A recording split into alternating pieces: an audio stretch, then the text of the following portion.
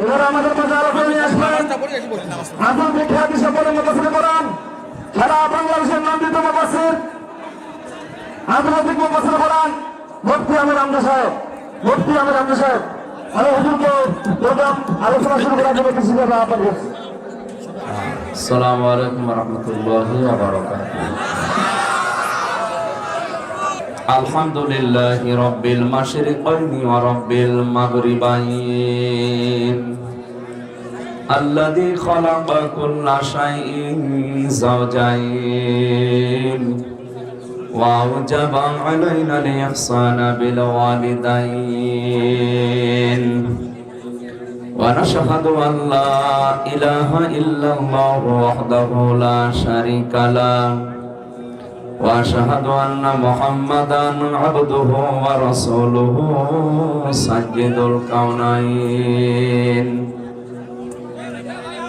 صلى الله عليه وعلى آله وصحبه وأتباعه أجمعين ليلا ونهارا في الطرفين فقد قال الله تعالى في كلامه المجيد وبرهانه التوحيد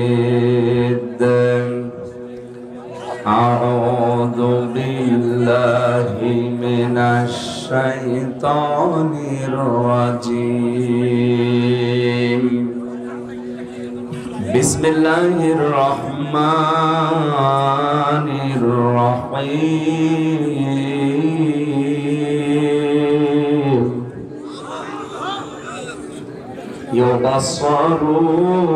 يبصرونهم يود المجرم لو يفتدي من عذاب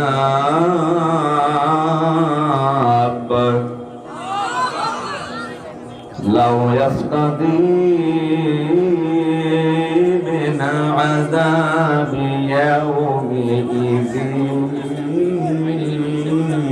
ببنيه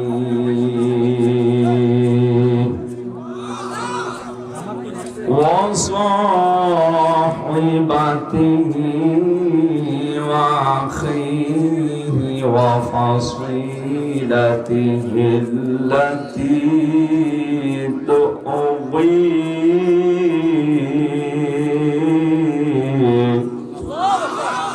ومن في الأرض جميعا ثم ينجيه كلا إنها لظى نزاعة للشيطان تدعو من أدبر وتولى وجمع فأوعى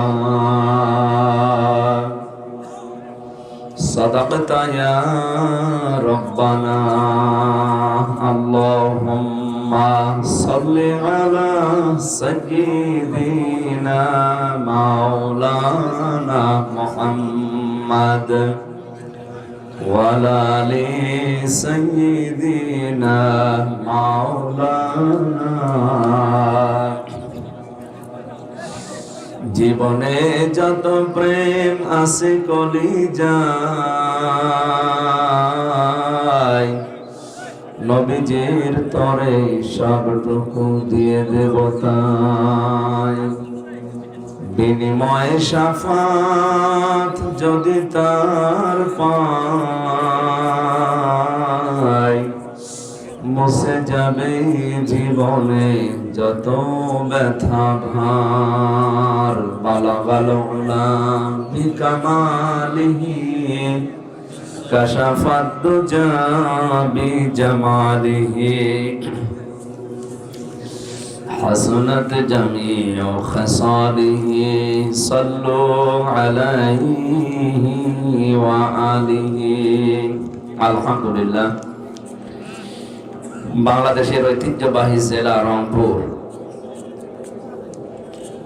মহানগরের ৩ নম্বর ওয়ার্ড মরহুম আহাবউদ্দিন ভেলু মেম্বারের বাড়ি সংলগ্ন ময়দানে উত্তম হাসনাবাজার যুব সমাজের উদ্যোগে মহাবিশ্বের মহাবিশ্বয় আমাদের মালিক আমাদের মনিব মহান রব্বুল ইজ্জত ওয়াল জালালের মুখের পবিত্র বাণী কোরআনে কারীম তাফসীরুল কোরআন মাহফিলের স্বনামধন্য সভাপতি অত্র এলাকার সর্বজন শ্রদ্ধেয় ব্যক্তিত্ব জনাব হাজী মোহাম্মদ আব্দুর রাজ্জাক বিশ্বাস দামাত বারকাতুহুমুল আলিয়া, সহ সভাপতি জনাব মোহাম্মদ মাহমুদুল হাসান, প্রধান পৃষ্ঠপোষক জনাব মোহাম্মদ শরীফুল ইসলাম ভাই, এ মাহফিলের প্রধান অতিথি শাইখুল মাশায়েখ, রংপুর সিটির সম্মানিত মাননীয় মেয়র, জননন্দিত নেতা জনাব মোহাম্মদ মুস্তাফিজুর রহমান মুস্তফা, আতালাল্লাহু উমরাহু ওয়া বারাকাল্লাহু ফি হায়াতি, বলেন আমিন। প্রধান মেহমান জনাব আনোয়ারুল ইসলাম, সম্মানিত অতিথি জনাব কামরুজ্জামান শাহীন, আমন্ত্রিত অতিথিবৃন্দ বিশেষ করে জনাব মোহাম্মদ রেজাউল করিম ভাই সহ নাম না জানা অনেক মানুষের নাম এখানে দেখতে পাচ্ছি। এত মানুষের নামে দোয়া আস্তে আস্তে করতে গেলে আমাদের সময় এমনিতে 1 ঘন্টা আমরা সময় পাচ্ছি মাগরিবের আগে। আরফানা লাকা যিকরাক, একবার দোয়া করে দিলাম, সম্মান মর্যাদা আল্লাহ শুধু দুনিয়া না অভয় জগতে যেন বাড়িয়ে দেন, বলেন আমিন। এতক্ষণ যারা আলোচনা রাখলেন মাওলানা আবেদ আলী ফারুকি, মাওলানা ইদ্রিস আলী জিহাদি রংপুর, মাওলানা মমিনুল ইসলাম, মাওলানা রুহুল আমিন সোজা, আখেরি মোনাজাত যিনি করবেন জনাব মাওলানা আজিজুল ইসলাম গাইবান্ধা। এই মাহফিলের বরেণ্য সদস্য যারা, মঞ্চে বসা উলামায়ে কেরাম, সামনে বসা মুসলমান ভাইরা, পর্দার আড়ালের সম্মানিতা মা এবং বোনেরা, প্রশাসনের ভাইরা, প্রাণ প্রিয় রংপুরবাসী, দল মত জাতি বর্ণ ধর্ম নির্বিশেষে কোরআনের এই অনুষ্ঠানে দিনের বেলায় প্রচন্ড তাপদাহ চলছে। এই প্রচন্ড গরম উপেক্ষা করে কোরআনের আকর্ষণে যারা এই ময়দানে এসেছেন কিছু জানার জন্যে এবং বাড়িতে নেওয়ার জন্যে, কোরআনের জন্য কোনো মানুষ যদি সময় ব্যয় করে কিয়ামতে সময়ের হিসাব আল্লাহর কাছে দেওয়া লাগবে না।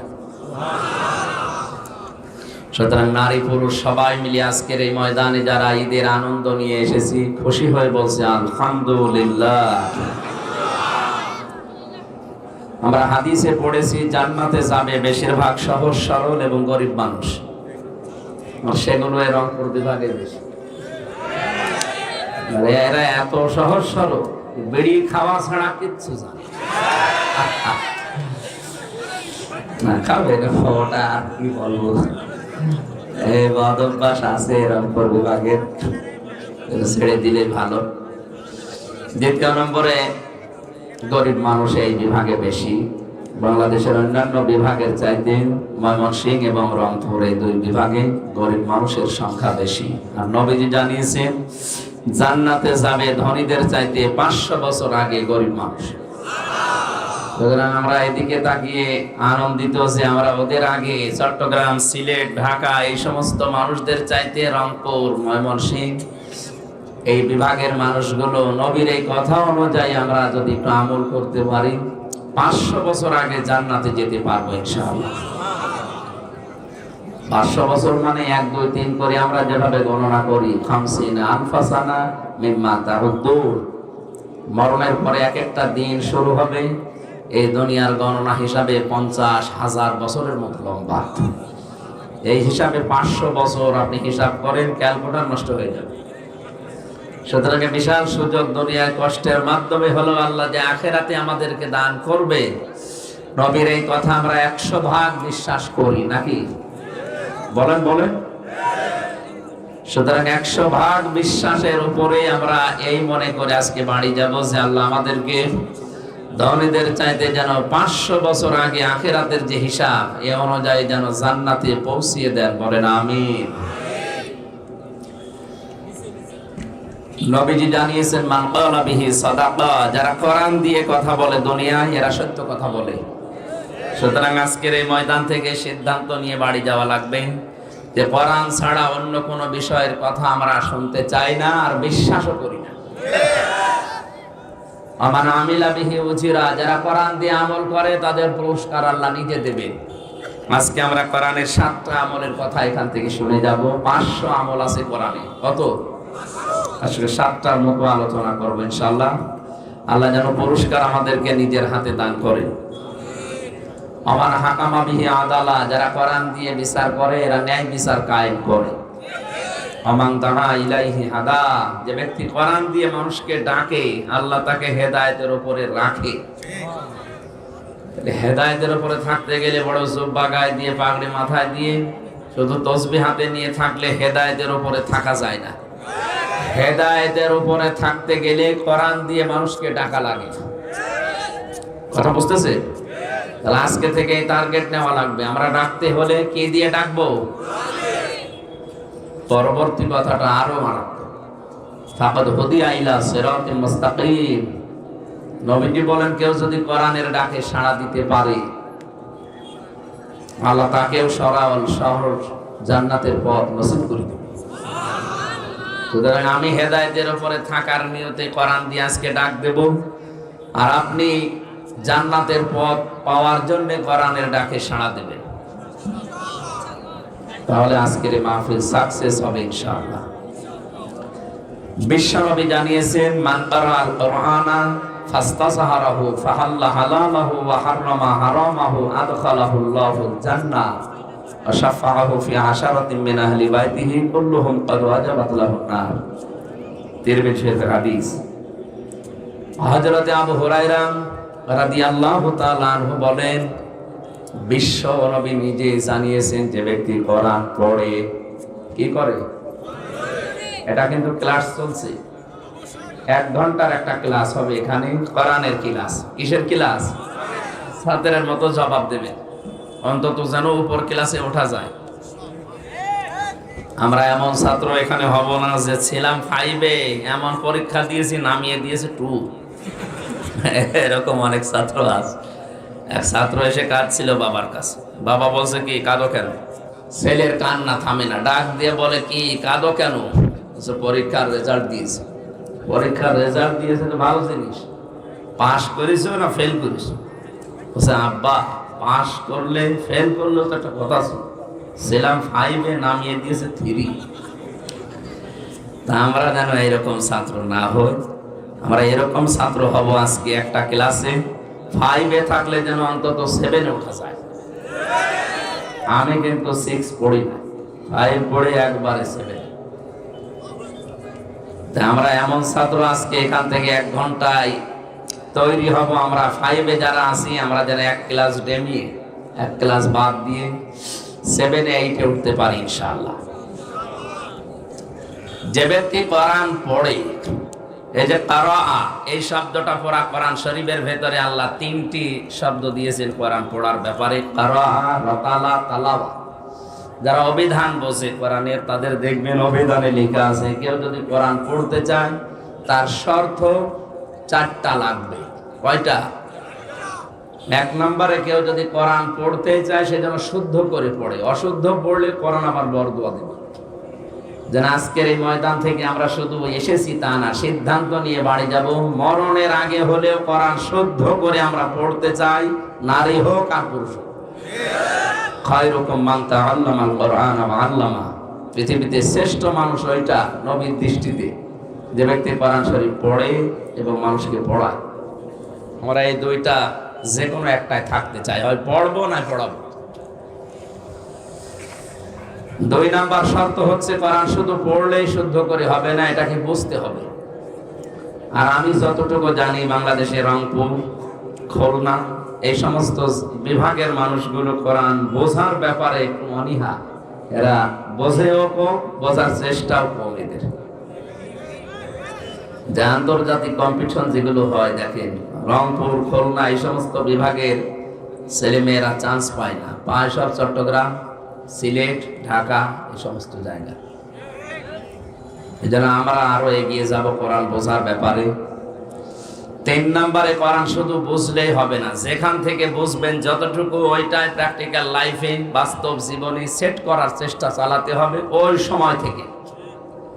আমি বসে বসে পড়ছি ওয়ালা ইয়াহুদ্দু আলা তুআমিল মিসকিন, আল্লাহ তাআলা বলেন হে নবী কিয়ামত বিশ্বাস করে না কারা জানেন? নবীজি বললেন কই, আমার কাছে যারা আছে সব তো মনে হয় কিয়ামতে বিশ্বাসী। বিশ্ব নবী বলেন না, কিয়ামত বিশ্বাস করে না ওই মানুষগুলো যারা এতিমের গলায় ধাক্কা দেয় আর মিসকিনকে খাবার তো দেয় না, খাবারের জন্য উৎসাহ দেয় না। আপনি নিজে বসে বসে পড়ছেন ওয়ালা ইয়াহুদ্দু আলা তুআমিল মিসকিন, আর এতিম মিসকিন একজন এসেছে আপনার দ্বারে যে কিছু দেন। আপনার উচিত ছিল এই আয়াতের আমল করা, কোরআন শরীফ বন্ধ করে অন্তত সাধ্য অনুযায়ী তাকে কিছু দেওয়া, তাহলে এটা কোরআনে কারিম পড়ার হক আদায় হতো। আর আপনি পড়েই গেলেন সওয়াব পাওয়ার জন্য, ওদিকে ওই লোকটা না খেয়ে আছে 2 দিন, না আপনারে পড়ার কোনো গুরুত্ব নেই, লাভ হবে না। এজন্য শর্ত হচ্ছে যেটা যখন পড়বেন ওইটা ওই জায়গা থেকে যেন বাস্তব জীবনে সেট করা যায়, এই সিদ্ধান্ত নিয়ে মাঠে নেমে পড়া। 4 নম্বরে আমি যেটা পড়ি এটা যেন মানুষকে আমি মানাতে পারি, সেই পরিবেশ তৈরি করার জন্য চেষ্টা চালানো। এ কথা বলার পরে আল্লাহর নবী জানিয়েছেন ফাস্তাযহারাহু, যারা আরবি গ্রামার বোঝে শব্দটা কত ওয়েট কত ওজন আপনি টের পাচ্ছেন। 99টা অর্থ আছে এজহার শব্দের। এজহার মানে দাঁড় করানো, এজহার মানে স্পষ্ট করা, এজহার মানে প্রকাশ করা, এজহার মানে কায়েম করা, এজহার মানে বিজয় করা। তার মানে কোরআন যে পড়ে এবং কোরআনকে বিজয় করার জন্য দুনিয়ায় চেষ্টা চালায়, আমাদের জীবনের টার্গেটই এইটা যেন কোরআন এ দেশে বিজয়ী হয়। কারণ আমরা কোরআনের মালিক না, আমরা কোরআনের কামলা, খাদেম। আমরা কি এর মালিক নাকি? এর মালিক কে? আমরা খাদেম, কামলা। এই যে জমিনটা এর মালিক আমি না, একজন মালিক আছে। আমাদের মতো 5-6 জনকে যদি জমির মালিক বলে আপনারা ধান লাগান এখানে, বিকাল 5টার সময় বেতন দিয়ে দেব। আমরা সারাদিন ধান লাগাচ্ছি, 10 মিনিট আগে 5-6 জন মস্তান মোটরসাইকেল নিয়ে এসে বলছে ধান লাগানো যাবে না, যা লাগিয়েছেন সব তুলে ফেলে। আমরা বলবো ভাই এ ধানও আমাদের না, এ জমিও আমাদের না, আপনারা ধান তুলে ফেলবেন না কি করবেন, আর 10 মিনিট পরে শুরু করে, কারণ আমরা বেতনটা নিয়ে নেই। কথা বলে না, বেতনটা পেয়ে গেলে আমাদের কাজ শেষ। এ জমির মালিক আমরা না, ধানের মালিক আমরা না, আপনারা ধান তুলে ফেলবেন না বাড়ি নিয়ে যাবেন, যা করবেন কিন্তু 10 মিনিট পর। কারণ এই 10 মিনিট আগে ধান তুলে ফেললে বাড়ির মালিক আমাদের বেতন দেবে? বেতন তো দেবে না, তার জমি নষ্ট করার জন্য আর জরিমানা নেবে। কি বুঝলেন আপনি এখান থেকে? বিকাল 5টা মানে জীবনের শেষ দিন। বিকাল 5টা মানে কি? বেতন মানে আমাদের আল্লাহর বানানো যে বাগান, জান্নাত। এরপরও যদি মস্তানি করে আপনি ধান তুলে ফেলতে চান 10 মিনিট আগে, আমি কিন্তু শক্তি নেই, তারপরও ছেড়ে দেব না। কারণ আমার রুজি রুটি এর ভেতরে। 10 মিনিট না হলে বেতন পাবো না, এটা না হলে আমার সংসার চলবে না। আপনাকে যদি বেঁধে রাখা লাগে দরকার হয় বেঁধে রাখবো, যদি মেরে ফেলা লাগে মেরেও ফেলবো, তারপরে অন্তত 10 মিনিটে জমিন পাহারা দেওয়াই লাগবে। আল্লাহ রাব্বুল আলামিনের কোরআনের যেহেতু আমরা খাদেম, এই জমিনে কোরআনে কারিম যদি আমরা চেষ্টা চালা কায়েম করার, বিকাল 5টা জীবনের শেষ দিন পর্যন্ত চালাতেই হবে। এর ভেতরে কেউ যদি মস্তানি করে দরকারে বেঁধে রাখা হবে, যদি মারামারি করা লাগে হবে, যদি হাতাহাতি হয় হবে, যদি দাঁত ফেলে দেওয়া লাগে তাও দেব, যদি মেরে ফেলা লাগে তাও মেরে ফেলবো। কারণ আমার বেতন দরকার। আমার বেতনের নাম কি? জান্নাত। বলেন বলেন। ওইটা পাওয়ার জন্য বাধা আমি দিতে আপনাকে বলি নাই, বারবার বলছে আর 10 মিনিট পরে তোলে। এখন জমির মালিক যিনি, উনি যদি এসে দেখে মস্তানরা এরপরও জোর করে তুলে ফেলছে, আমার মনে হয় জমির মালিক যদি ওই সময় কিছু না বলে, মনে করতে হবে উনি একেবারে দুর্বল, এজন্য কিছু বলছে না। যদি সামনাসামনি কিছু না বলে, মালিকের তো একেবারে কিছু নেই তা না, এত বড় জমির মালিক, তার কিছু নেই, বিভিন্ন জায়গায় তার হাত আছে।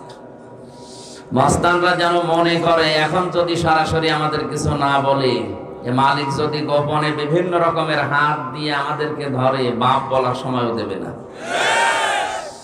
এটা জমির মালিককে দেখে যদি মস্তানরা এই কথা মনে করতে পারে, তামাম পৃথিবীর মালিক যিনি, আসল মালিক কে? উনি যদি এই জমিনে দিন কায়েম, কোরআনে কারীম প্রতিষ্ঠিত, বিজয়ী হওয়ার ব্যাপারে যারা বাধা দিচ্ছে, উনি যদি কিছু না বলে, মনে করতে হবে আল্লাহর শক্তি এখন আর নেই। শক্তি থাকার পরও কিছু বলছে না। আপনি বিশ্বাস করতে পারেন এখন হয়তো কিছু বলছে না।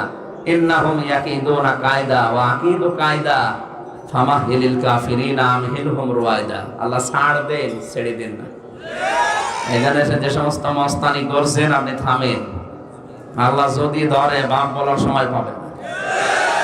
আমরা তো কামলা, আমরা খাদেম, আমরা জন, মনীষ, পাট, লেবার যাই বলেন, আমরা চেষ্টা করি যাব জীবনের শেষ দিন পর্যন্ত কায়েম হলে ভালো, না হলেও অসুবিধা নেই, আমাদের বেতন আছে। আপনি কি করলেন? আপনি এটা বাধা দিয়ে নিজের কপালে আগুন লাগালেন। এজন্য এই আগুন যেন না লাগে সেদিকে খেয়াল রাখবেন। ফাস্তাজহারাহু, যে ব্যক্তি কোরআনকে বিজয় করার জন্য দুনিয়ায় চেষ্টা চালাবে, আদখালাহুল্লাহুল জান্নাহ। এর আগে দুইটা শব্দ ছিল, ফাহাল্লা হালালাহু ওয়া হাররামা হারামাহু। কেন? ইজহার করার পরে, বিজয় করার পরে আল্লাহ হালাল হারামের কথা নবীজি বললেন কেন? হাদিসের ব্যাখ্যায় আমি পড়েছি, বিশ্ব নবী জানিয়েছেন, কোরআনে কারীম যদি ব্যক্তি, পরিবার, সমাজ এবং রাষ্ট্রে কায়েম থাকে, বিজয়ী থাকে, তাহলে ওই দেশে হালালকে হালাল, হারামকে হারাম জেনে চলা সহজ। আর কোরআন যদি কায়েম না থাকে, ও দেশে যদি জিবরাইলও বাস করে, তারও হালালকে হালাল, হারামকে হারাম জেনে ছেড়ে দেওয়া কঠিন। এদেশে আজ কোরআন বিজয় নেই। এই জন্য যে আমার মাথার ভেতরে যে টুপি, অনেক সুন্দর দেখতে মনে হচ্ছে, কিন্তু এর ভেতরেও সুদ আছে। এখন যদি বলেন হুজুর কি বললেন, সুদের টুপি মাথায় দিয়ে ওয়াজ করছে, কারণ হয়তো আমি 200 টাকা দিয়ে এই টুপিটা কিনেছি, টাকা আমার জায়েজ, টাকা হালাল। এই টুপিটা যে মার্কেটে, যে ফ্যাক্টরিতে তৈরি হয়েছে, ওই ফ্যাক্টরির মালিক লোন নিয়ে ফ্যাক্টরিটা দিয়েছে, কথা বলছে না? তাহলে ডাইরেক্ট ইনডাইরেক্ট এদেশে যতদিন যাকাত ভিত্তিক অর্থনীতি কায়েম না হবে, ফেরেশতা জিবরাইল এসে যদি বাস করে এদেশে, সেও সুদখোর। এজন্য যাকাত ভিত্তিক অর্থনীতি কায়েম যতদিন না হয়, এটা কোরআনের নির্দেশ না? নামাজের কথা 82 বার, যাকাতের কথা ফাকিমুস সালাতা ওয়া আতাবুজ যাকাত, নামাজ কায়েম করো, যাকাত প্রদান করো। এজন্য আমাদের দেশে যারা দায়িত্বে আছে, আমাদের প্রধানমন্ত্রী শেখ হাসিনা সহ যারাই দায়িত্বে আছেন, অর্থনৈতিক যে বিষয়, এটা ইবাদত আমরা অনেকে মনেই করি না। এটা একটা ইবাদত, অনেকে মনে করি না। অথচ হালাল রুজি না হলে আপনার ইবাদতও কবুল হবে না। বলেন, যাকাত ভিত্তিক অর্থনীতি কায়েম হয়ে গেলে বাইরের দেশে আমাদের এভাবে আর হাত পাতা লাগবে না। বিভিন্ন ব্যাংকে যে টাকাগুলো পড়ে আছে, এই টাকাগুলো যদি সরকার কালেক্ট করে যাকাতের মাধ্যমে, এককালীন দানের মাধ্যমে, এদেশে 3 বছর পরে যাকাত নেওয়ার জন্য মাইকে ঘোষণা দেওয়া মানুষ পাওয়া যাবে। এটা জরিপ এসেছে, আমি বানিয়ে বলছি না। এখানে কোরআন যদি আমরা ইজহার করার, প্রতিষ্ঠিত করার, কায়েম করার চেষ্টা চালাই, এদেশে হালালকে হালাল জেনে মেনে নেওয়া সহজ হবে, আর হারামকে হারাম জেনে মেনে নেওয়া সহজ হবে। আদখালাহুল্লাহুল জান্নাহ, আল্লাহর নবী বলেন, তখন তাকে আল্লাহ জান্নাতে প্রবেশ করিয়ে দিয়েছে, না দেবে? না না, আদখালা এটা মাঝে সিগা, তার মানে সে জান্নাতে চলে গেছে। সুবহানাল্লাহ বলেন না, দাঁড়ান আগে। তো এখানে কথা ছিল আদখালাহুল্লাহুল জান্নাহ, আল্লাহ তাকে জান্নাতে দিয়েছে, না দেবে? কেন? তো মানুষ তো এখন আমরা মারা যায়নি, জান্নাতে দিল কি করি? হাদিসের টিকায় পড়েছি, কোন মানুষ যদি সত্যিই কোরআনে কারিমকে কায়েম অবস্থায় পায়, বিজয়ী অবস্থায় পায়, প্রতিষ্ঠিত অবস্থায় পায়, তাহলে ওই দেশে এমন একটা পরিবেশ কায়েম হবে যেন মিনি জান্নাত হয়ে যাবে। ওই দেশে বসবাস করা আর জান্নাতে বসবাস করা একই মনে হবে। আর কথার ওজন টের পাচ্ছেন? আশাফাহু ফি আশারাতিন মিন আহলি বাইতিহি কুল্লুহুম ক্বাদ ওয়াজাবাত লাহুন নার। তাকে সুপারিশ করার জন্য যোগ্যতা তাকে আল্লাহ দান করবেন এমন 10 জনের ব্যাপারে তার পরিবারস্থ লোকদের, যাদের জন্য জাহান্নামের সিদ্ধান্ত হয়ে গিয়েছিল, শুধুমাত্র কোরআনের ইজ্জতে মহান আল্লাহ তার সুপারিশ গ্রহণ করে তাদের জান্নাতে ঢুকিয়ে দেবেন। এই কোরআন পড়ার জন্য, শোনার জন্য, বোঝার জন্য, মানার জন্য আমরা এসেছি। সেখান থেকে 6666টি আয়াতের মাত্র কয়েকটা আয়াত আমরা পড়েছি সূরা মাআরিজ থেকে। তাফসীরুল কোরআন মাহফিল লেখা আছে, তাফসীর আকারে আমরা কথা বলবো ইনশাআল্লাহ। আমার আজকের আলোচনার বিষয় হচ্ছে মুক্তিপণ। কি বললাম? বলেন না কেন? মুক্তিপণ শব্দ শুনে কেমন ভয় ভয় লাগছে না?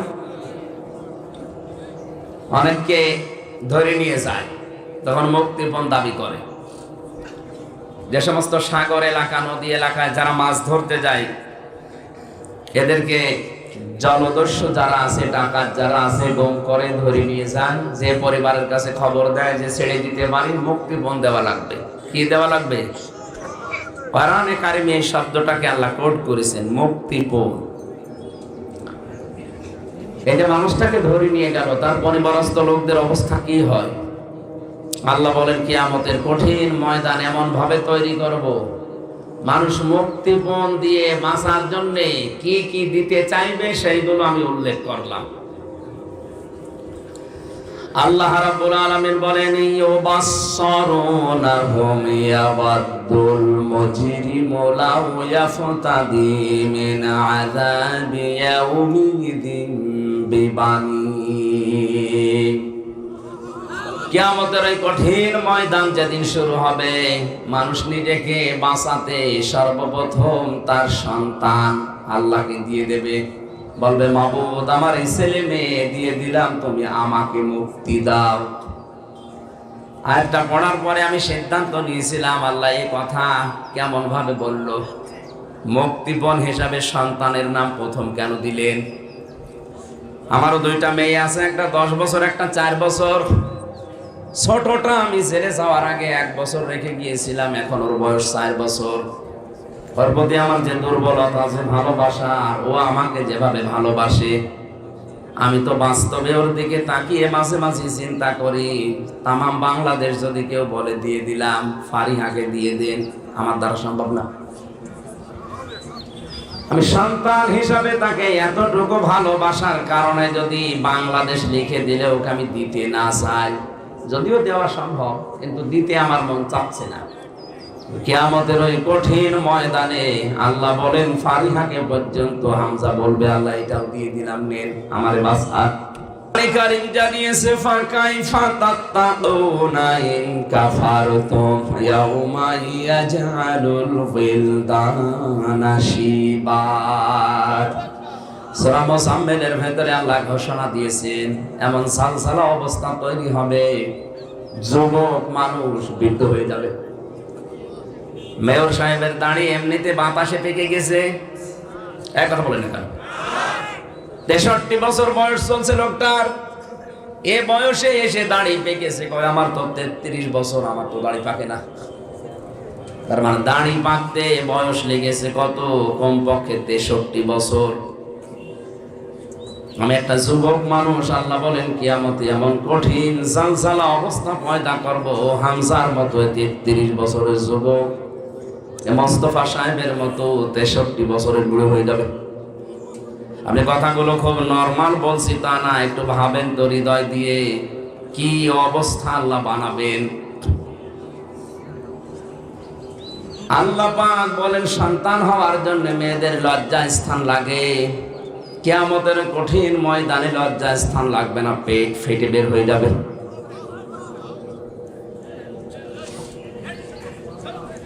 আমি রংপুর বিভাগে আজটা পড়লাম এই জন্যে, কারণ এই সহজ সরল মানুষকে ধোঁকা দিয়ে বোকা বানিয়ে অনেকে আজ বিভিন্ন পীর শব্দ নিয়ে ব্যবসা করে খাচ্ছে।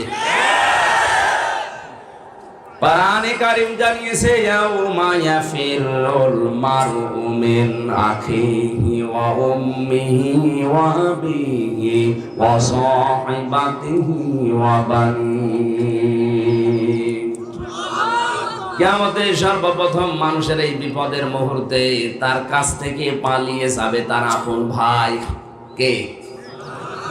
আমরা বাংলাদেশে যত কঠিন অবস্থায় থাকি না কেন, ভাই বোনের ছোটকালের যে সম্পর্ক, এটা যাদের আছে তারা জানে কত মধুর সম্পর্ক ভাই বোনের, কত আপন সম্পর্ক ভাই বোনের। যদিও ছোটবেলায় এক অন্যের সাথে মারামারি গন্ডগোল ঝগড়া করে, বিয়ের সময় যদি বোন বিয়ে হয়ে যায়, ভাই এত শক্ত থাকার পর কেঁদে ফেলে। আল্লাহ বলেন কিয়ামতে এই বোন ভাইকে দেখলে পালাবে, ভাই ভাইকে দেখলে সর্বপ্রথম দৌড় দেবে, আস্তে আস্তে দৌড়াবে না। ইয়াফিরু শব্দের শাব্দিক অর্থ মাজা তুলে দৌড় দেওয়া। পুলিশ তাড়লে মানুষ যেভাবে দৌড়ায়, বাঘে তাড়লে যেভাবে দৌড়ায়, কিয়ামতে আপনার আপন ভাই ওইভাবে দৌড়াবে। 2 নম্বরে মায়ের নাম দিয়েছেন আল্লাহ, 3 নম্বরে বাবার নাম দিয়েছেন, এরপরে স্ত্রীর নাম, সন্তানের নাম, বন্ধু বান্ধবীর নাম, এরপরে নেতা নেত্রীর নাম। রংপুরবাসী বিবেক খাটান, বুদ্ধি খাটান, মাথা খাটান। তো যে 7 জনের নাম বললাম, এগুলো তো সব বানালাম নাকি?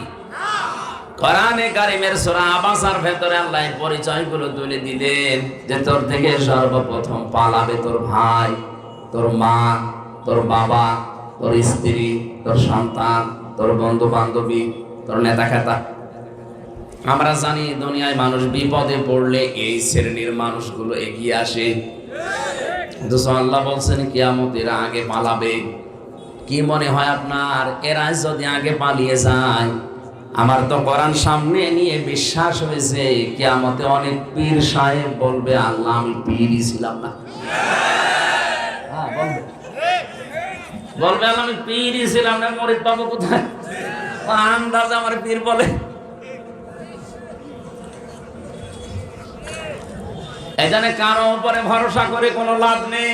কিয়ামতে আপনাকে আল্লাহর দরবারে একা একা হাজির হওয়া লাগবে, কেউ আপনার আগে পরে থাকবে না। কিয়ামত একেবারে স্রেফ একা একা থাকবেন। ওয়াকুল্লুহুম আতিহি ইয়াউমাল কিয়ামাতি ফারদা। আল্লাহ পাক বলেন কিয়ামতে প্রতিটি মানুষকে আমার সামনে দাঁড় করাবো স্রেফ একা একা। কয়জন করি? ও হামজা, আপনাকে একা দাঁড় করানো হবে মালিকের সামনে। ফাইদা নুফিখা ফিস সূরি ফালা আনসাবা বাইনাহুম ইয়াওমাইযিন ওয়া লা ইয়াতাসালুন। সিংহায় ফুৎকার দেওয়ার সঙ্গে সঙ্গে যত সম্পর্ক আছে, রাজনৈতিক সম্পর্ক বলেন, রক্তের সম্পর্ক বলেন, আত্মীয়তার সম্পর্ক বলেন, যত রকমের সম্পর্ক, নসবের বহুবচন আনসাব, একটা সম্পর্ক আল্লাহর বাকি রাখবে না, সব কাট হয়ে যাবে। আপনজন দেখলেই মানুষ সব দৌড়াবে, পালাবে আগে। আল্লাহ পাক বলেন ওয়া ইয়াসাদু হামিমুন হামিমা। সেদিন বন্ধু বন্ধুর সম্পর্কে কোনো প্রশ্ন জিজ্ঞাসা করবে না, যেটা আমার বন্ধু ছিল। ইউবাসসারুনাহুম, যদিও তাদের সামনাসামনি হাজির করা হবে। যতগুলো মানুষকে আল্লাহ বলেন মানুষ আমার কাছে মুক্তিপণ হিসাবে দিতে চাইবে বাঁচার জন্য, তার সর্বপ্রথম আমি নাম দিয়েছি সাহিবাতিহি। প্রথমে সন্তানাদি, এরপরে তার স্ত্রীকে বলবে আল্লাহ দিয়ে দিলাম। ওয়াখিহি, তার ভাইকে দিয়ে দেবে।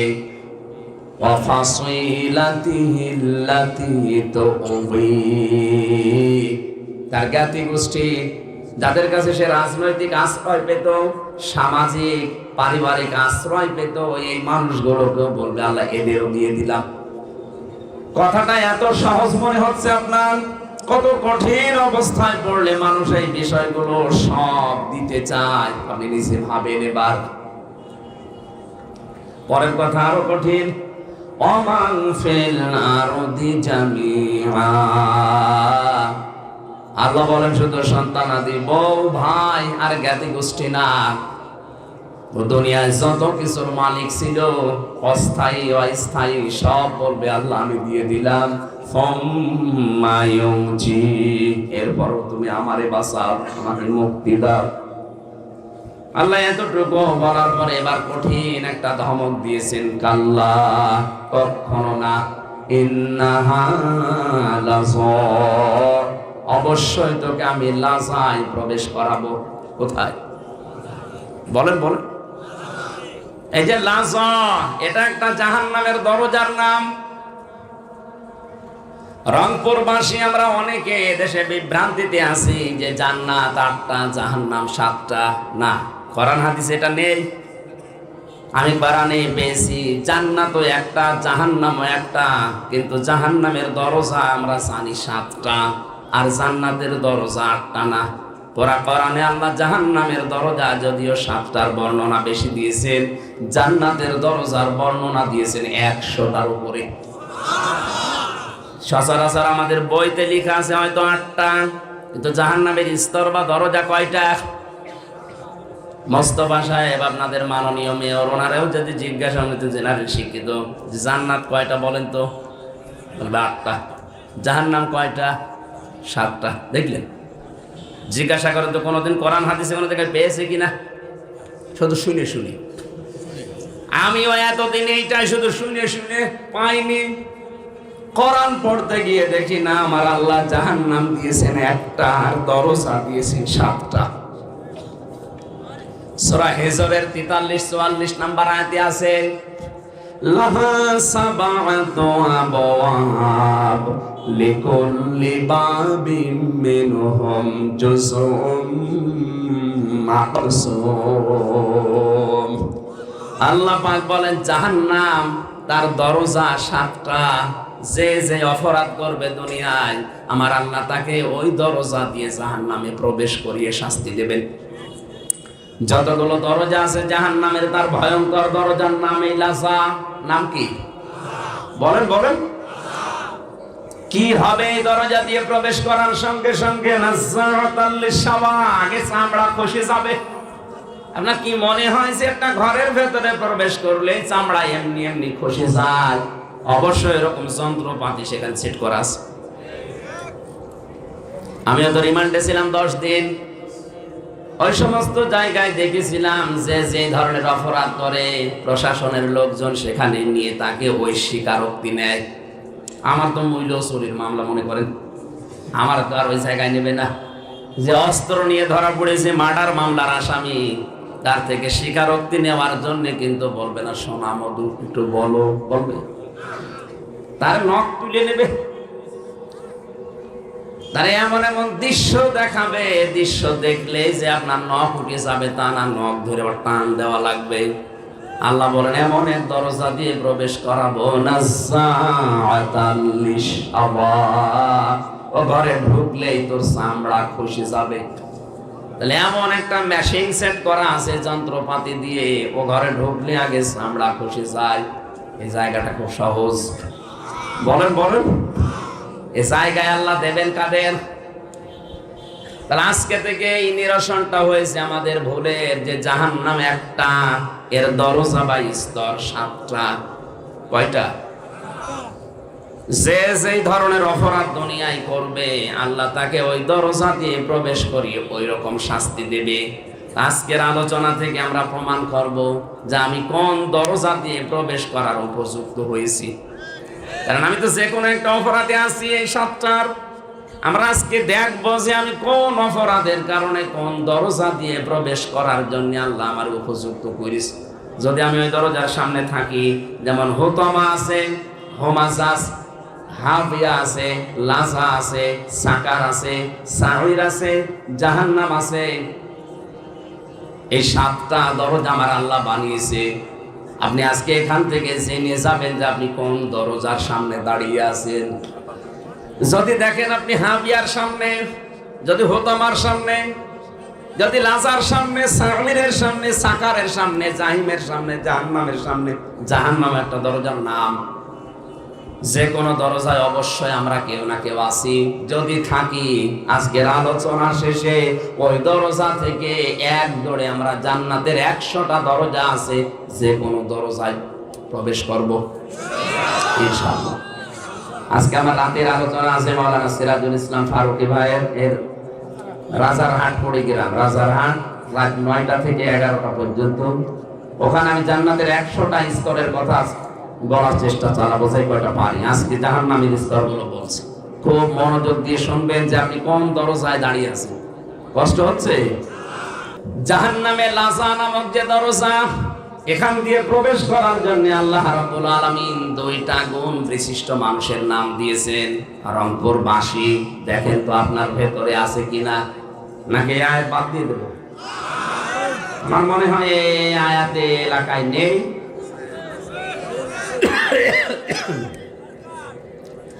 আল্লাহ পাক বলেন যেখানে গেলে চামড়া আগেই খসে পড়ে যাবে, এখানে যাবে কারা জানো? তাদউ মান আদবারা ওয়া তাওয়াল্লা। জাহান্নামে লাযা নামক যে দরজা, এটা তাদেরকে ডাকবে যে মানুষগুলো সত্যকে সত্য জানার পরও অহংকার করে মুখ ফিরিয়ে চলে যেত। আর বাংলাদেশে এই প্রকার মানুষ এখন বেশি। সত্যকে সত্য জানার পরও অহংকার করে ঘাড় ঘুরিয়ে চলে যায়। এ স্বভাব নেই মানুষের? হযরত ইব্রাহিম নবী আলাইহিস সালাম আল্লাহকে পাওয়ার জন্য তিনি বহু কিছু খোঁজ করেছিলেন। কোরআনে আমার আল্লাহ তার ঈমানের যে 50টা পরীক্ষার কথা দিয়েছেন, তার 10টা মেন আমি কোরআনে পেয়েছি। তাকে আমার আল্লাহ পরীক্ষা করেছিলেন তারকা দিয়ে, চন্দ্র দিয়ে, সূর্য দিয়ে। বিভিন্ন জিনিস দেখতেন আর বলতেন এইটাই আমার প্রভু মালিক, এইটাই আমার খোদা হবে। তখন যখন সব ডুবে অস্তমিত হয়ে যায়, তিনি বললেন না, ইন্নী ওয়াজ্জাহতু ওয়াজহিয়া লিল্লাযী ফাতারাস সামাওয়াতি ওয়াল আরদা হানিফা ওয়া মা আনা মিনাল মুশরিকিন। হে আমার জাতির লোকেরা, এতদিন পর্যন্ত যাদেরকে আমি খোদা মনে করতাম, একটাও আমার কাছে খোদার দাবিদার না। সবগুলো অস্তমিত হয়ে যায়, ডুবে যায়, নষ্ট হয়ে যায়। যারা শেষ হয়ে যায় এদেরকে আমি মানতে পারি না। আমি মুখ ফিরিয়ে নিলাম এই সূর্য, চন্দ্র, তারকা সবার থেকে। তোমরা যাদেরকে শরীক করো সব থেকে আমি মুখ ফিরিয়ে নিলাম ওই আল্লাহর দিকে, যিনি আসমান আর জমিন যথাযথভাবে বানিয়েছে। আমি হানিফা, একনিষ্ঠভাবে মুখ ঘোরালাম। ওমান মিনাল মুশরিকিন, আমি কিন্তু মুশরিক না, শিরিক করি না। ইব্রাহিম নবী আলাইহিস সালাম আল্লাহকে খুঁজে পেয়ে চেষ্টা করেছিলেন পাওয়ার জন্য, আর আমাদের চোখে আঙ্গুল দিয়ে সত্যকে দেখিয়ে দিল, আমরা মানতে চাই না।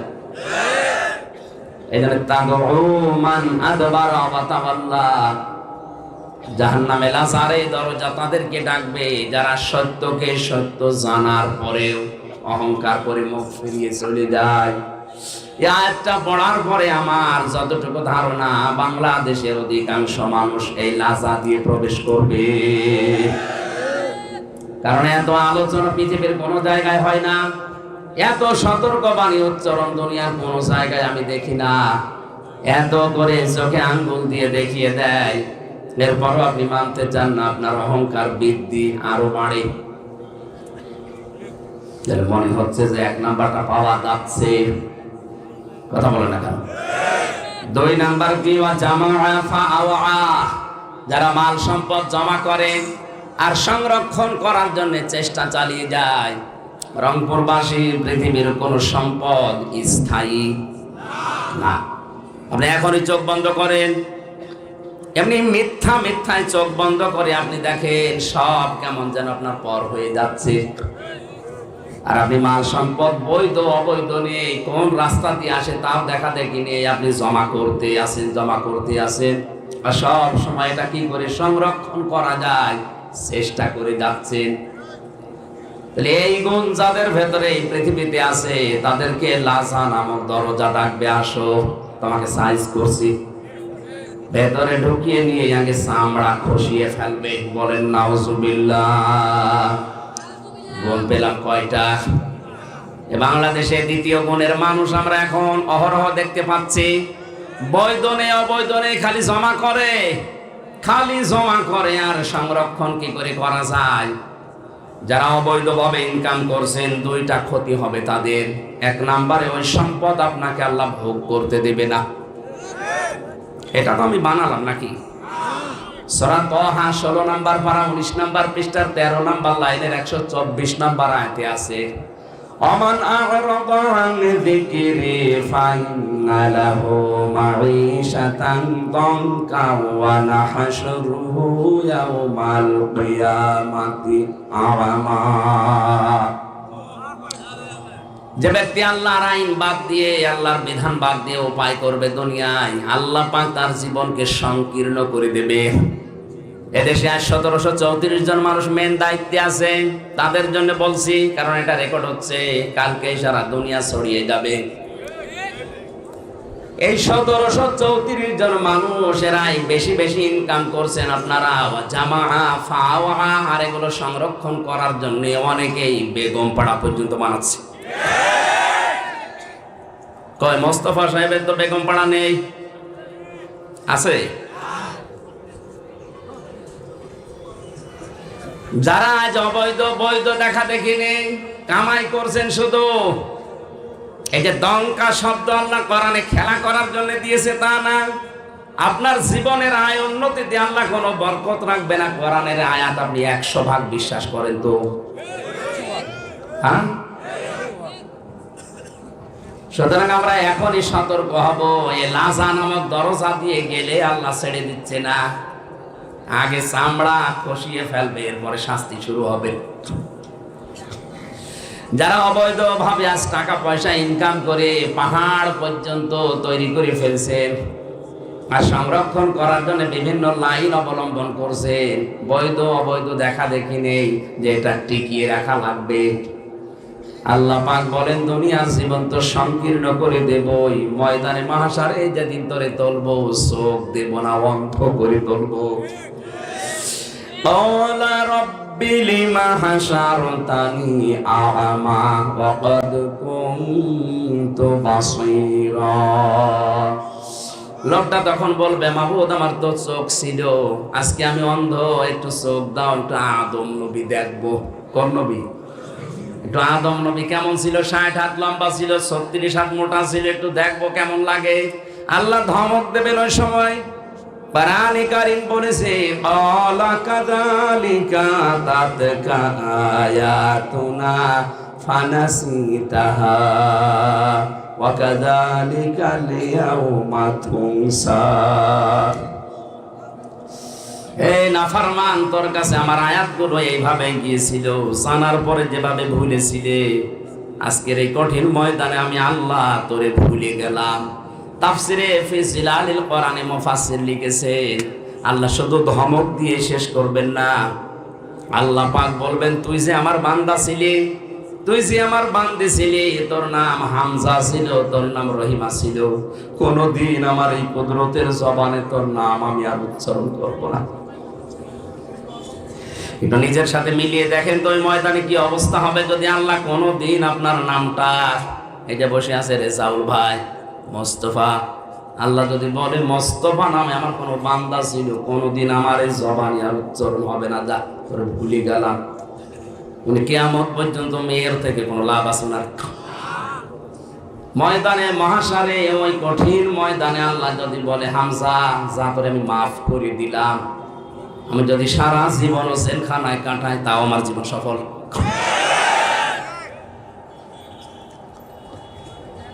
এখানে সম্পদ আদি যারা জমা করছেন, প্রথম ক্ষতি তাফসীরের ভাষায়, 1 নম্বরে আপনি ওগুলো ভোগ করতে পারবেন না, ভোগ করার আগে আপনার মরণ হবে।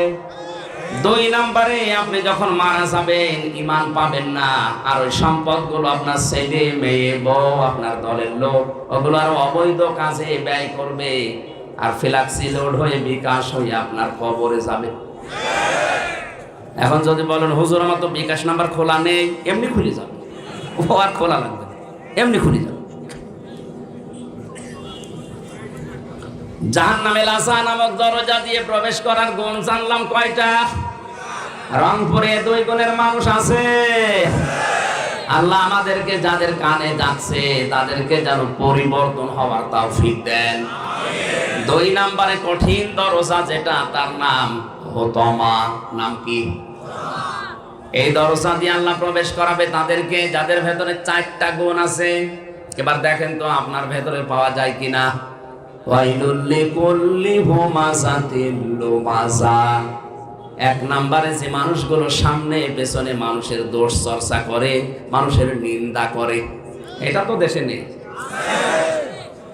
একে অন্যের কথা লাগায়, কানে কানে লাগিয়ে সম্পর্ক নষ্ট করে দেয়, তালাতালি করে ধ্বংস হয়ে যায় ওই মানুষগুলো যারা সামনে পেছনে মানুষের নিন্দা করে। যে দোষ মানুষ করে নাই, ওই দোষ তার উপরে চাপিয়ে দিয়ে তার জীবনটা নষ্ট করে দেয়। আর এটা বাংলাদেশে এখন সবচেয়ে বেশি। কিচ্ছু জানি না, আন্দাজে এক দোষ আমার উপরে চাপিয়ে আমার জীবনটা জাহান্নাম বানিয়ে দিল। এই কথা বলছেন এটা? আর এটা মেয়েদের ভেতরে বেশি। ওরা এক জায়গায় বসলে শুধু দোষ চর্চা করে। সম্মানিতা মা বোনেরা মনে করছেন হুজুর আমাদের শত্রু না, আমি আপনাদের ভালোবাসি। জাহান্নামে হোতামা নামক দরজা দিয়ে যেন যাওয়া না লাগে, এখনই থেমে যান।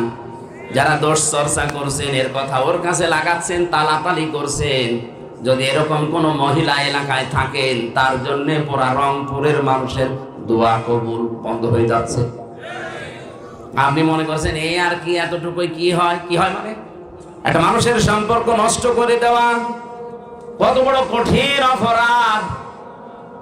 আল্লাহ রাব্বুল আলামিন জানিয়েছেন জাহান্নামে হোতামা নামক যে দরজা দিয়ে প্রবেশ করাবো, এ দরজার 1ম নম্বরে তারা যাবে যারা মানুষের দোষ চর্চা করে, এর কথা ওর কাছে লাগায়, তালাতালি করে মানুষের সম্পর্ক নষ্ট করে। এখানে অনেক বহু মানুষ বসে আছে 3 দিনের উপরে বিনা কারণে কথা বন্ধ করে। অথচ দুনিয়াবি কোনো বিষয়ে যদি কেউ 3 দিনের উপরে কথা বন্ধ করে মারা যায়, ও ঈমান পায় না, বেঈমান হয়ে মরে। 3 দিন না, 3 বছর কথা বলেন এরকম মানুষ নেই। অথচ বড় কোনো বিষয় না, মুরগিতে ধান খেয়েছে এই কারণে কথা বলে না।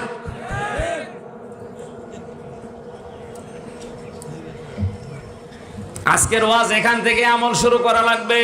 3 দিনের ঊর্ধ্বে কথা বন্ধ হয়ে আছেন এমন মানুষ যদি থাকেন, একটু হাত তোলেন তো। হ্যাঁ, কি হয়েছে বলেন তো দেখি। কি কারণে কথা বন্ধ করে বলেন? না না, আজকের এই ময়দানে আপনাকে আমল করা লাগবে। যার সাথে কথা বন্ধ করে আছে, দুনিয়াবি কোন স্বার্থে যদি এটা হয়ে থাকে, আগে তাকে সালাম দেন, বুকে জড়িয়ে নেন, কপালে চুমা দেন, বলেন ভাই ভুল হয়ে গেছে, এখন থেকে শুরু হয়ে গেল। কারণ কুলুলিন নাসি হুসনা, মানুষের সাথে হাসি মুখে কথা বলা একটা সাদকা দেওয়ার সওয়াব হয়। আরো বলছে হ্যাঁ, হাত তুলে বা দেখাচ্ছে। শহর রংপুর বিভাগের মানুষ তো সহজ না, যারা এগুলো করছেন বন্ধ করা লাগবে ভাই। 2য় নম্বরটা বলবো, বলেন, বললেই হবে। আমার আবার 3 বছর থাকা লাগবে না তো। আল্লাযী জামাআ মালাও ওয়া আদ্দাদা। আল্লাহ পাক বলেন যারা মাল জমা করে আর বারবার গণনা করে যে কত হইল। এখন মাল কি? মাল মানে অনেকেই মনে করে যে মরে গেছে আবুল মাল। গত টার্মে যে ছিল আবুল কি কামাল, অর্থমন্ত্রী কামাল ছিল না? এখন নাই দিনাজপুরের একজন কি যেন আবুল হাসান মাহমুদ আলী। মাল মানে মাল না, মালের ব্যাখ্যা পড়া কোরআনের ভেতরে আমি তাফসিরে পড়েছি 5টা। কয়টা? এই 5টা জিনিসকে আল্লাহর ভাষায় মাল বলা হয়। 1 নম্বরে নবীজি আয়াতের ব্যাখ্যা করতে গিয়ে জানিয়েছেন পৃথিবীর সব কিছুই মাল, এর ভেতরে উত্তম সম্পদ, উত্তম মাল হচ্ছে আল্লাহওয়ালা নেককার মেয়ে মানুষ। আর দুনিয়া কুল্লুহা মাতাউন ওয়া খায়রু মাতাউদ দুনিয়া ইমরাতুস সালিহা।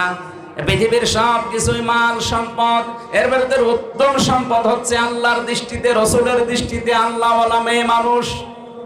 এখন আল্লাহওয়ালা মেয়ে মানুষ কোনটা? এই দেশে আমরা অনেকেই মনে করি বড় বোরকা পরে আছে, কালো, 5 ওয়াক্ত নামাজ পড়ে, রোজা রাখে, এগুলো আল্লাহওয়ালা না। আল্লাহওয়ালা হওয়ার জন্য, নেককার হওয়ার জন্য 4টা গুণ লাগবে মেয়েদের। আমাদের মেয়র সাহেবের স্ত্রী যিনি আছেন, তিনি সহ এখানে আমাদের যাদের বউ আছে, মহিলা প্যান্ডেলে যারা বসে আছেন, 4টা গুণ যদি আপনার ভেতরে থাকে, জান্নাতের 8টা দরজা আপনাকে ডাকবে, ওয়েলকাম জানাবে। আর যদি এই 4টা গুণ না থাকে, আজ নামাজ পড়েন, রোজা রাখেন, কালো বোরকা পরে ঘোরেন, মনে করেন আমি নেককার হয়ে গেছি, না। তিরমিজি শরীফের হাদিস, 1 নম্বরে ওইটা নেককার মহিলা, স্বামী যখন বাইরে থেকে বাড়িতে আসবে, দুনিয়ার সব কাজ বাদ দিয়ে স্বামীকে সময় দেবে। এরকম মহিলা তখন ঘরে ঘরে না। এই যে সবাই বলছে না, তার মানে রংপুরে সমস্যা আছে। 2 নম্বরে স্বামী যেটা পছন্দ করে ওটা যদি জায়েজ হয়, আপনার জীবন থাকতে ওটা মেনে নেওয়া লাগবে। এই কথা বলে না কেন? আমি নিজে স্বামী, যত স্বামী এখানে বসে আছে, প্রতিটি স্বামী চাই বিয়ের পরে আমার মা বাবা যেন আমার সাথে সংসারে থাকে। কিন্তু আমি যতদূর জানি বাংলাদেশের 100টার প্রায় 98টা মহিলা এটা চায় না। নাকি বেশি বলে ফেলেন? ওই যে জ্বালানা দিয়ে শুনতেছে, জ্বালানা বন্ধ করেন, জ্বালানা দিয়ে শুনতেছে, আমল করার খোঁজ নেই। আমার মা বাবা আমার সাথে থাকবে, আর ও বলে না। আরে নিজের মা বাবা হলে কোনোদিন আলাদা করে দিতে পারতো? আজ থানার ওসি, এই যে উপজেলা চেয়ারম্যান, ইউনিয়নের চেয়ারম্যান, মেয়র, এসব বিচার করতে করতে জীবন শেষ হয়ে গেল। প্রতিদিন কত বিচার খালি এই করা লাগে। এই যে বৃদ্ধাশ্রম বানিয়েছে, কি খেলা করার জন্য বানিয়েছে?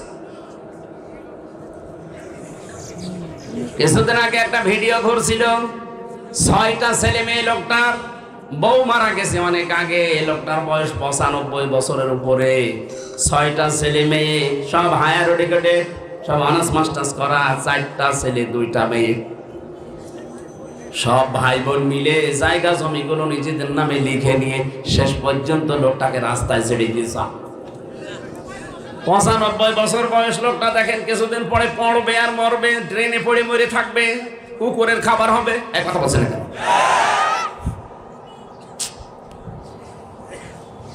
সম্মানিত মা বোনেরা, যদি উত্তম সম্পদ হতে চান দুনিয়ায়, শ্বশুর শাশুড়িকে নিজের মা বাবার মতো মনে করা শুরু করেন।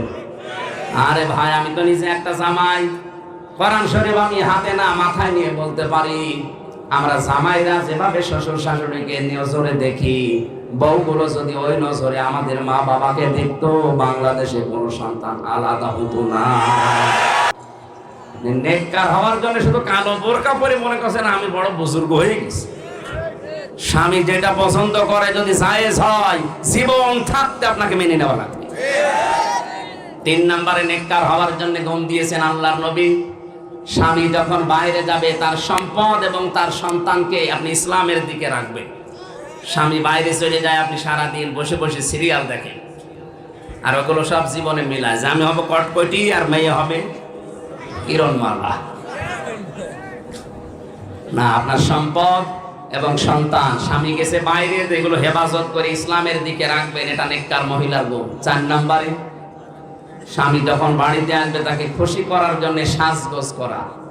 আল্লাহ মেয়েদের এই 4টা গুণ অর্জন করার তৌফিক দিন, আমিন। মালের 2 নম্বর ব্যাখ্যা হচ্ছে চেয়ার, ক্ষমতার চেয়ার। 3 নম্বর ব্যাখ্যা অস্ত্র শস্ত্র। 4 নম্বর ব্যাখ্যা সম্পদ। 5 নম্বর ব্যাখ্যা প্রভাব প্রতিপত্তি। এগুলো যারা জমা করে রাখে আর মনে করে এগুলো কোনোদিন হাতছাড়া হবে না, ইহসাবু আন্না মালাহু আখলাদা, আল্লাহ বলেন কাল্লা, কখনো না। লায়ুম বাজান্না ফিল হুতামা, তোকে হুতামা দিয়ে প্রবেশ করাবো। কোন জায়গায়? ওমা আদরাকা মাল হুতামা, নবী আপনি জানেন এটা কি? নারুল্লাহিল মুকাদা, এটা আল্লাহর জ্বালানো আগুন, আল্লাহ নিজে আগুন জ্বালিয়েছে। এর 7টা বর্ণনা আল্লাহ কোরআনে দিয়েছেন, আমি তো 2টা বললাম। যারা সত্যকে সত্য জানার পরে মুখ ফিরিয়ে চলে, যারা সম্পদ জমা করে রাখে আর বারবার সংরক্ষণ করার জন্য বিভিন্ন পন্থা অবলম্বন করে। 2 নম্বরে যে মানুষগুলো সামনে পেছনে মানুষের গেবত করে, মানুষের দোষ চর্চা করে। যে দোষ যে লোকটা করে নাই, আন্দাজে ওই দোষ তার উপরে চাপিয়ে দিয়ে মিথ্যা চার্জশিট দিয়ে জীবনটা নষ্ট করে দেয়। এরকম মানুষ দেশে নেই? হাজারো মামলার আয়ু ধরা খাবেন। আমি জেলখানায় 3টা বছর থেকে দেখেছি অনেক মানুষ এখানে নিরপরাধ, ও বিষয় কিছু জানেই না। হয়তো এর সাথে আমার জমি জায়গা নিয়ে গন্ডগোল আছে, পারছি না, শেষে আমার 3 বছরের ছোট্ট একটা মেয়ে দিয়ে ওর নামে ধর্ষণ মামলা চালিয়ে 10 বছর জেলে রেখে দিলাম। বহু মানুষকে এরকম দেখছি, কিচ্ছু জানে না, ধর্ষণ মামলায় 10 বছর জেল কাটছে। আর 3 বছরের মেয়ে ধর্ষণ করার মামলা দিয়েছে, পেরে ওঠে না, তখন ওই মেয়ে দিয়ে মামলা দেয়। যারা আয়ু আছেন মামলার, খুব হিসাব করে জীবন চালান। নামাজ রোজা আপনাকে জান্নাত নিয়ে যাবে মনে করছে, মানুষের যদি অভিশাপ লাগে। এজন্য আমাদের সাবধান হওয়া দরকার। আমার মনে হয় কয়েক মিনিট আছে মাগরিবের আজান হওয়ার। 1 ঘন্টা সময় দিয়েছিলেন, এখন 1 ঘন্টা 5 মিনিট হয়ে গেল। আমি জেলখানায় বসে পারিবারিক জীবনের যে সমস্ত সমস্যা এবং এর সমাধান করার জন্য কি কি লাগবে, জেলখানায় 2টা বই লিখেছিলাম, পারিবারিক সমস্যা এবং তার সমাধান। পরকীয়া প্রেম চলছে, এটা মেটানোর জন্য কি কি দরকার কোরআন হাদিসে ওই যে সাদা গাড়িতে আছে, যাওয়ার সময় নিয়ে স্ত্রীকে, মেয়েকে, বউকে, বোনকে উপহার দেবেন। আর যারা মেয়েরা আছেন ওইগুলো নিয়ে আপনার স্বামীকে দিয়ে পড়াবেন। 2টা বই আছে, 2 রকম নিয়ে যাবেন। আমার পক্ষ থেকে মাননীয় মেয়রকে উপহার দেবেন একটা, ওনার ম্যাডামকে দেওয়ার জন্য। ওনার ম্যাডাম যদিও আর ওই সমস্ত লাইনে যাবে না, তারপরও পড়ে দেখুন।